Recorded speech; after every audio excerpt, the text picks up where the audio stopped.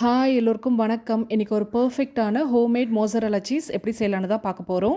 நம்ம சேனலில் ஏகப்பட்ட சீஸ் மேக்கிங் வீடியோஸ் போட்டாச்சு. அப்போவுமே நிறைய பேருக்கு டவுட் இருக்குது. இந்த வீடியோவில் நான் அதை கிளியர் பண்ணணும்னு நினைக்கிறேன். வாங்க இப்போ அதை எப்படி செய்யலான்றதை பார்க்கலாம். ஒரு பெர்ஃபெக்ட் சீஸ் செய்யணுன்னா பசும்பால் அல்லது எரும மாட்டு பாலில் தான் செய்ய முடியும்.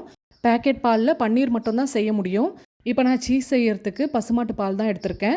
பாலை லோ ஃப்ளேமில் வச்சு விரல் வைக்கிற சூடு வந்ததும் ஸ்டவ் ஆஃப் பண்ணிவிட்டு 2 லெமனோட ஜூஸ் சேர்க்கணும். இல்லைனா வினிகரோ சிட்ரிக் ஆசிடோ லெமன் சால்ட்டோ தண்ணியில் கலந்து சேர்க்கலாம். இதில் எது சேர்த்தாலுமே பால் திரிய ஆரம்பிக்கும். ஸ்டவ்லேருந்து இறக்கிட்டு பொறுமையாக ஒரு ஸ்பேட்டுலா வச்சு கிளறி விட்டுட்டே இருக்கணும். சீஸ் எல்லாமே திரண்டு வந்ததும் பாலே பாருங்கள் நல்லா தண்ணி ஆயிடுச்சு. பாலோட கலர் இந்த மாதிரி சேஞ்ச் ஆனால் தான் நம்ம செஞ்சிட்ருக்க சீஸ் ப்ராசஸ் கரெக்டுன்னு அர்த்தம். இப்போது சீஸை நல்லா பிழிஞ்சு எடுத்துக்கணும். கொஞ்சம் கூட தளன்னு இருக்கக்கூடாது. திரும்பவும் நார்மல் வாட்டரில் டிப் பண்ணி நல்லா பிழிஞ்சு எடுத்தோன்னா சூப்பரான மொசரல்லா சீஸ் ரெடி ஆகிடும்.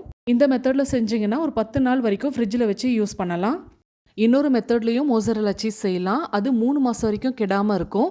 அந்த வீடியோவை நான் இந்த வீடியோக்கு கீழே கொடுக்குறேன், செக் பண்ணி பாருங்கள். நீங்களும் இதே மெத்தடில் ட்ரை பண்ணி பாருங்கள். கடையில் வாங்குகிற அதே சீஸ் மாதிரியே கிடைக்கும்.